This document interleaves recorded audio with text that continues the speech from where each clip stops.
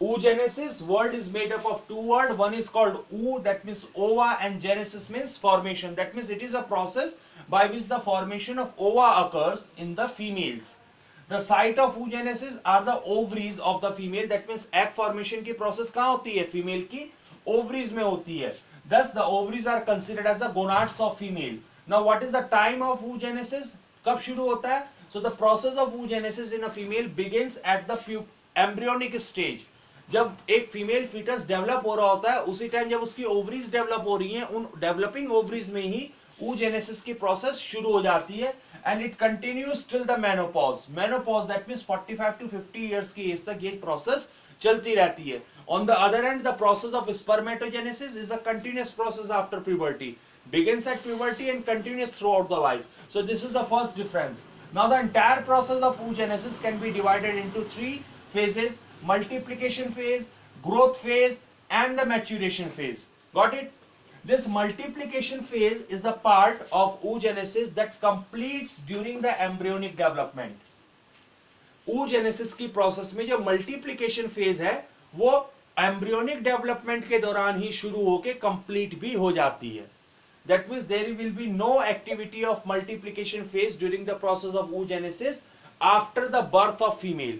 एक female baby की birth के बाद मल्टीप्लिकेशन फेज बिल्कुल भी नहीं होगी. It completes during the embryonic development of the female foetus. So let's start with the process of oogenesis. अब हम oogenesis की प्रोसेस से स्टार्ट करते हैं. We know there are three phases and we will discuss all these phases. The first phase is the multiplication phase. Multiplication phase. So when a female fetus is developing, so in the fetus the fetal ovaries are there. Fetus की ovaries को हम क्या बोलते हैं? They are called fetal ovary, and in these fetal ovary the female germ cells are present. They are called oogonias. What they are called? Oogonias, which are diploid cells. कैसी cells हैं? They are diploid cells.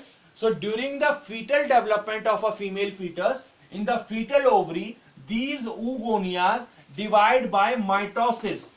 How they will divide? They will divide by mitosis repeatedly. Bar bar mitosis से divide करते हैं and increase in number. अपने numbers में increase कर लेते हैं, इनकी संख्या बढ़ जाती है. So if I draw here, you could see we are starting with a single diploid cell, which is your oogonia. Okay, and it will divide by mitosis repeatedly. So firstly it will divide by mitosis to produce the two daughter cells which are diploid. I am writing the 2n to represent their ploidy.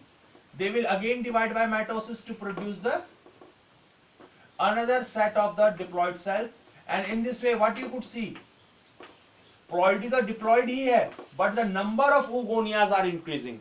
Oogonias का number increase होता जा रहा है.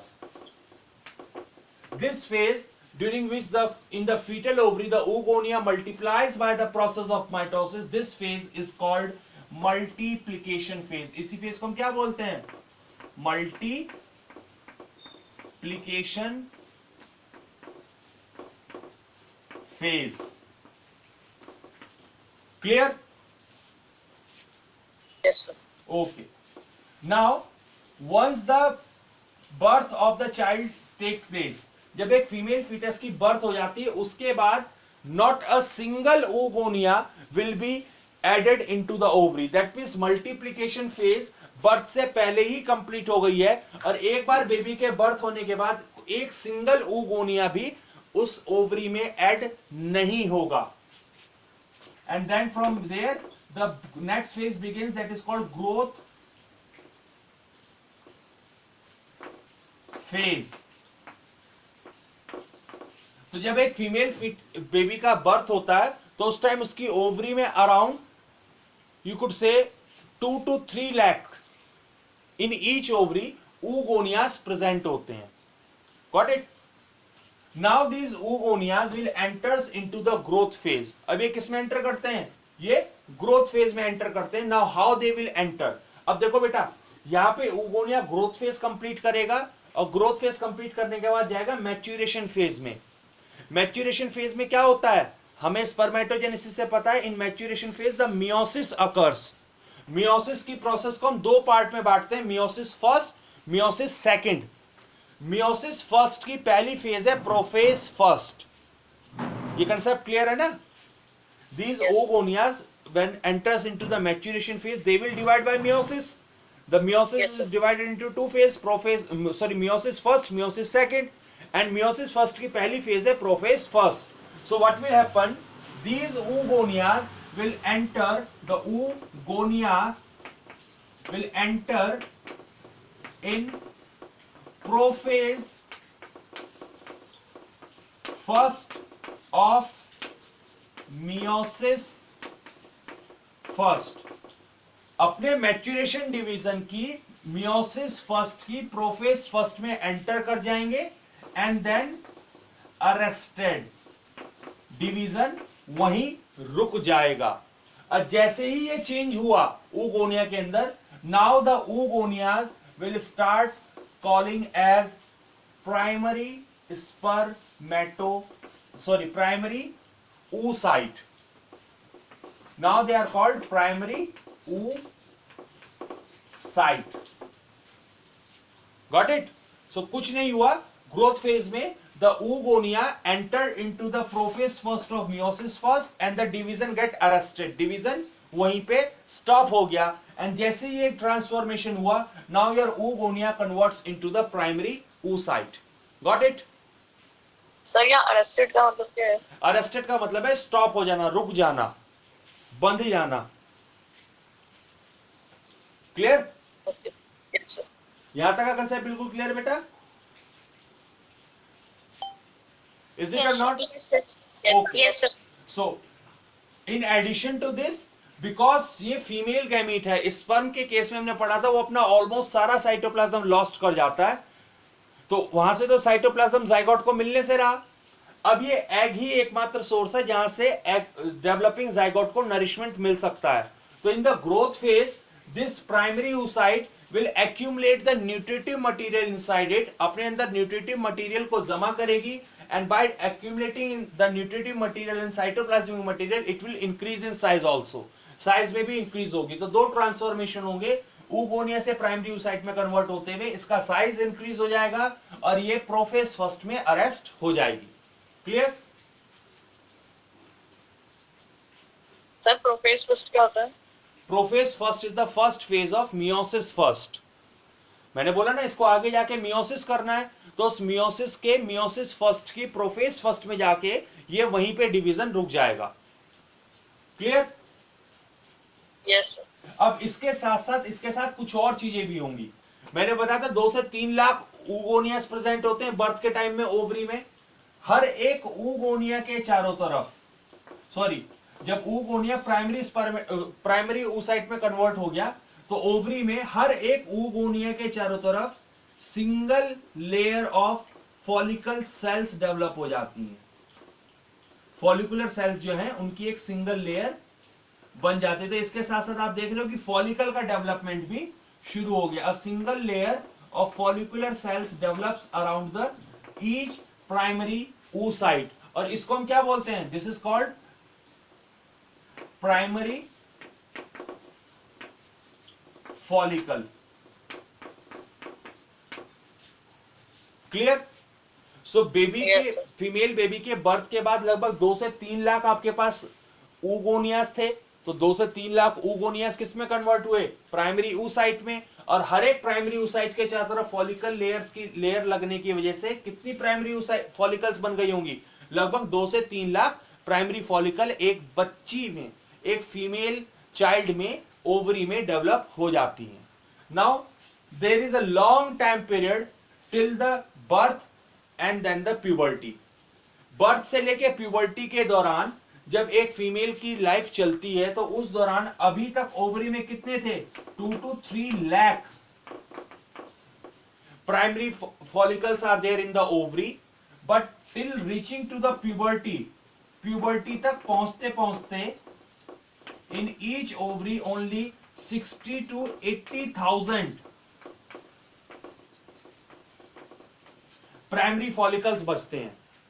That means birth के time पे लगभग 2 से 3 lakh primary follicle develop होते हैं हर एक ओवरी में, बट जब तक एक फीमेल प्यूबर्टी तक पहुंचती है, a large number get degenerated and only 60 to 80,000 primary follicle left inside each ovary. Clear? Yes, sir. Okay. Now, as the female child enters into the puberty, जैसे female child puberty में enter करता है, now these primary follicle will develop. But कैसे develop होंगी, यहां पे भी फर्क है। वहां पे सारे की सारी सेल्स स्पर्मेटोजेनेसिस में एक साथ डेवलप होती थी, बट यहाँ each ovary is containing 60 to 80,000 primary follicle, and in each and every menstrual cycle, हर एक मेंस्ट्रुअल साइकिल में किसी एक ओवरी से एक प्राइमरी फॉलिकल का डेवलपमेंट होगा। सारी एक साथ डेवलप नहीं करेंगी। From each in each menstrual cycle either of from one ovary one primary follicle will develop, एक प्राइमरी फॉलिकल डेवलप होगी और उसी का डेवलपमेंट हम फॉलो करेंगे। देखो इस जगह पे मैं फॉलिकल के डेवलपमेंट को ड्रॉ करूंगा और यहाँ पे आपको oogenesis की प्रोसेस, दैट मींस आपके जर्म सेल के साथ क्या हो रहा है वो आपको यहां दिखाई देगा, और फॉलिकल किस तरह से मैच्योर होगी वो आपको यहाँ पे विजिबल रहेगा। ठीक है, so let's see this primary follicle will continue to develop. So what will happen, इस प्राइमरी फॉलिकल के चारों तरफ अब फॉलिकुलर सेल्स की एक और लेयर लग जाएगी। अभी तक इसके चारों तरफ सिर्फ एक लेयर थी, now one more layer will develop around the primary follicle,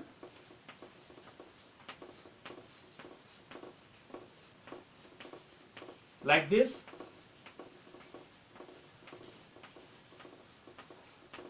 and now it will be called as double layered follicle or secondary follicle. अब हम इसको क्या बोलेंगे, डबल लेयर्ड फॉलिकल या फिर secondary follicle it will be called. Clear? Number of follicular cells got increased here. Is it clear? Now what will happen in the secondary follicle, अभी भी इसके अंदर प्राइमरी oocyte ही है, यहां भी प्राइमरी oocyte था, यहां भी प्राइमरी oocyte ही है। Now in between the cells of secondary follicle some fluid droplets will arise, कुछ फ्लूइड ड्रॉपलेट्स दिखाई देने लगेंगे, and these fluid droplets combine to form a large cavity. ये फ्लूइड ड्रॉपलेट्स कंबाइन करके एक बड़ी कैविटी की फॉर्मेशन कर लेंगे। So now after this you will see the follicle like this, it has a large cavity, the primary oocyte is there, follicular cells are there, and then you can see now the follicle is having a cavity, and as this cavity develops, जैसे ही ये cavity develop होती है, this cavity is called antrum. What is the name of cavity? Antrum, and it is filled with the fluid, and the fluid is called liquor folliculi. Liquar means liquid, folliculi means follicle, that means the fluid which is filled inside the follicle. So as this transformation occurred, जैसे ही secondary follicle में ये cavity develop हुई, now it will be called as tertiary follicle. अब हम इसको क्या बोलने लगते हैं? It is called tertiary follicle. Now this tertiary follicle will transform into the Graafian follicle. अब ये tertiary follicle किसमें transform होती है? Into the Graafian follicle. अब वो Graafian follicle में कैसे transform होगी ये देखो। इस टर्शरी फॉलिकल के सेंटर में क्या प्रेजेंट है? This is the primary oocyte. Now this primary oocyte will enter into the maturation phase. यहां से यहां तक क्या है? This is the growth phase, and now this primary oocyte inside the tertiary follicle will enters into the maturation phase and complete its first maturation division. अपने first maturation division को complete करेगी, which is meiosis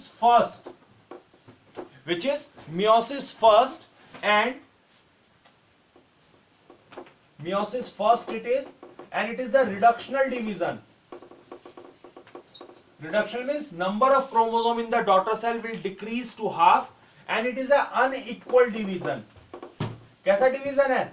unequal. That means बनने वाली sales का size एक जैसा नहीं है. सो what will happen? This primary oocyte will divide by meiosis first, produce a large cell, large haploid cell and a small haploid cell. So you could see the division is unequal. The resulting cells are unequal in size. This large cell is called secondary oocyte, and this smaller haploid cell is called first polar body or podocytes. It is called first polar body or first podocyte. तो जैसे ही ये division actually हुआ कहां है? Inside the tertiary follicle. Tertiary follicle के अंदर ये जो प्राइमरी oocyte हमारी प्रेजेंट थी, इसने डिवीजन किया है, और डिवीजन करके क्या बनाया इसने? एक सेकेंडरी oocyte और एक फर्स्ट पोलर बॉडी. जैसे ही ये डिवीजन टर्शरी फॉलिकल के अंदर हुआ, now your tertiary follicle transforms into the Graafian follicle. उसकी स्ट्रक्चर में यहां पे ड्रॉ कर रहा हूं. सो क्या हुआ? इसने डिवीजन किया, तो रिजल्ट में हमारे पास क्या आया? We get a secondary oocyte which is a haploid structure. We get a small polar body here. Is it? इसी के साथ इस सेकेंडरी oocyte के चारों तरफ एक ट्रांसपेरेंट जोन भी डेवलप हो जाता है. That transparent zone is called zona pellucida. So let me label the diagram till now. This is secondary oocyte. This is podocyte or first podocyte, and this transparent zone is zona pellucida, जिसके चारों तरफ follicular sales एक circular manner में arranged हैं.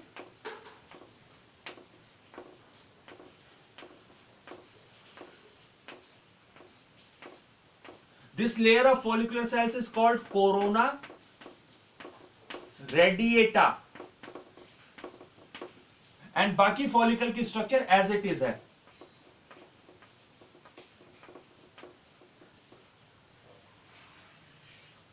The remaining structure of follicle is as it is.